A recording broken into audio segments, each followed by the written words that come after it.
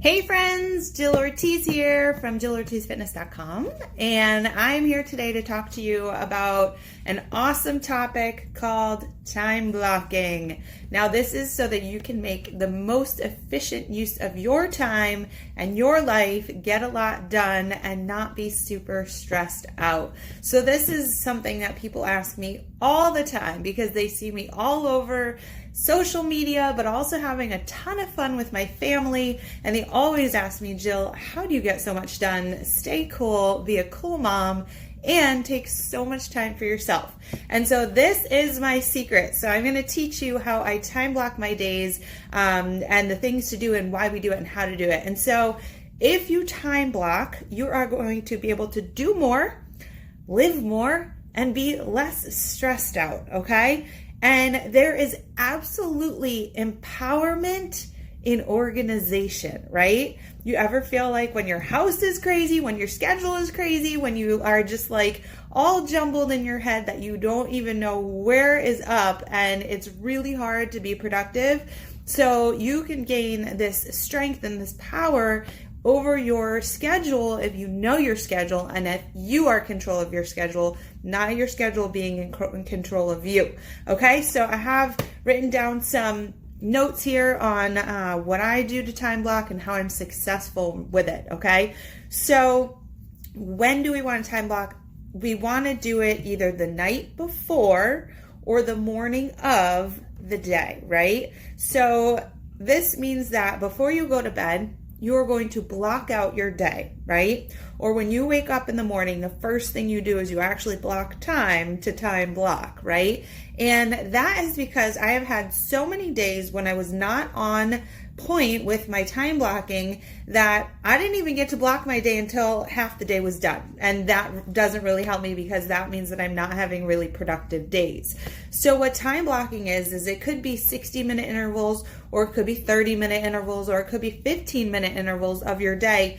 And you're basically just mapping out every portion of your day, knowing what happens and having it written down so that you can see it multiple times a day and know what's coming and be prepared for the next thing. Do you know how many times I have freaked out thinking I was going to be late for the bus, or been late for meetings, or forgot about meetings, or forgot about how I was going to take a shower or make dinner, even though we had this sport and that thing, and I've missed things. And so this is how we do it. So whatever works for you, 15-minute increments, 30-minute increments, 60-minute increments. I wouldn't go past that. Number one, you want to get a planner that you like, right? This is not going to work if you have to literally write out the times of day every single day. So I have this journal. It's called a push journal, right? You can go to, pushjournal.com maybe. Pushjournal.com. And I like this one in particular because it has the daily schedule, right? This is by the hour. It has what you're going to do, and it has notes, right? And if you were doing half hour, you could absolutely use this for your increments too and do it by the half hour. And it also has everything I need to also track. It's got a lot of room for notes, right? So I wrote my notes for this live in my journal. And it has your health and fitness tracking too, which, if you know, for me, being in control means being in control of your fitness, your nutrition, your schedule, your everything, your mindset. And so this journal includes all of that. And so this has where you log your food for the day. You can log your water, you can log your exercise, your steps taken, your calories burned, your weight, when you slept, accountability to your sleep, right? And your self-care. And it has you check off and say how you spent your self-care time. So those are important. In addition to the schedule, it also has where you can write in the date. So this is something I like because I don't like journals that have specific dates, because I feel like if I didn't get to use the journal, like maybe a Saturday or a Sunday, and I didn't want to time block on those days, then I don't have to waste pages, and I can just come back, write the date, circle the day of the week, and I can just pick up. Push goals. It has you talk about the goals that you're looking to achieve, whether during the day or a monthly goal or a weekly goal.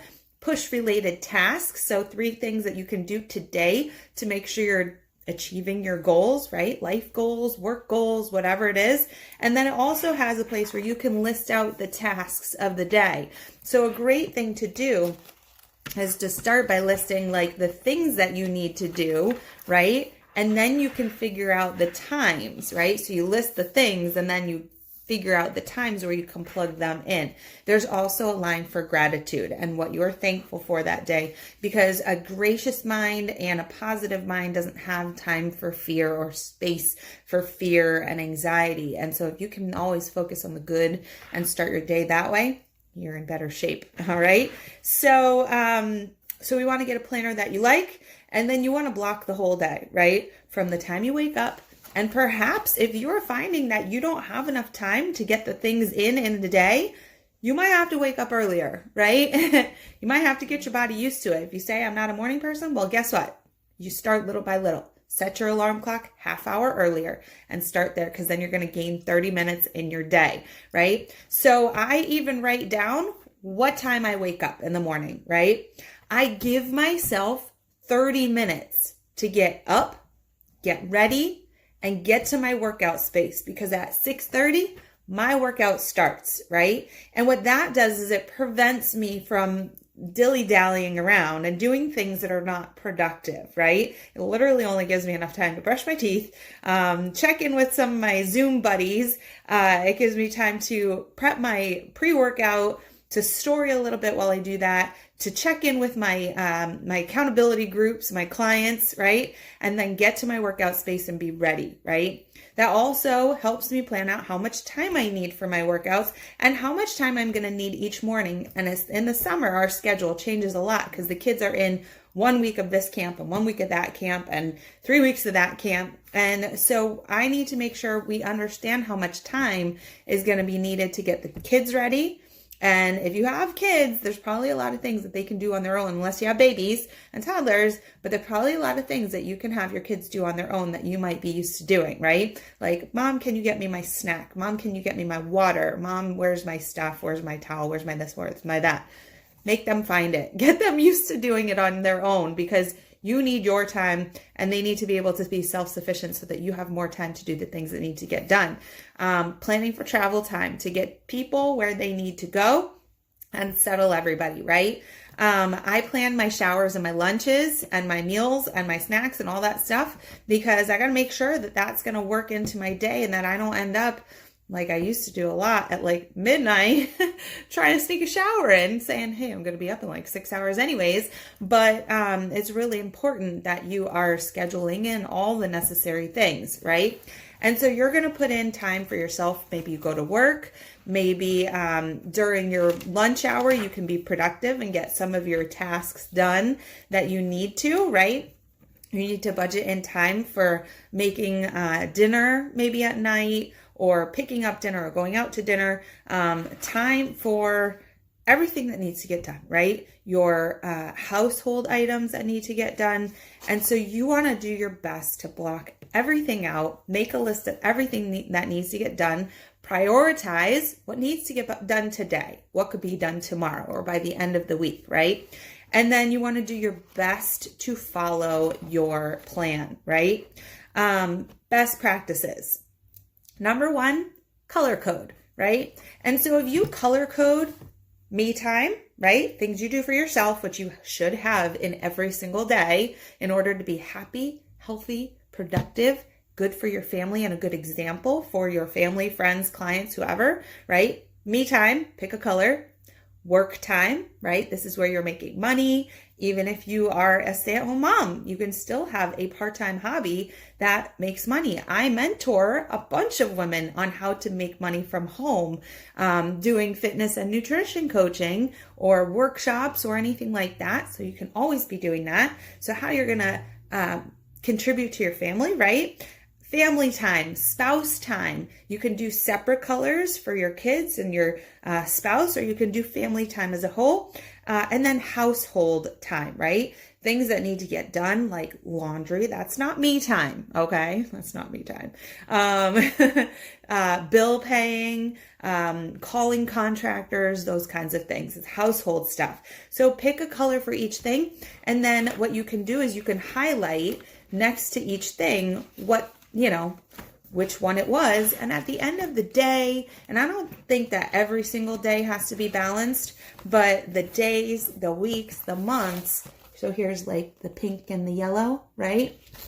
You want to make sure that you are balanced, and that this is going to help you see where you're not balanced and what's lacking, because that will affect your life, right? And when you can then start to fix that balance, you're going to be way happier, right?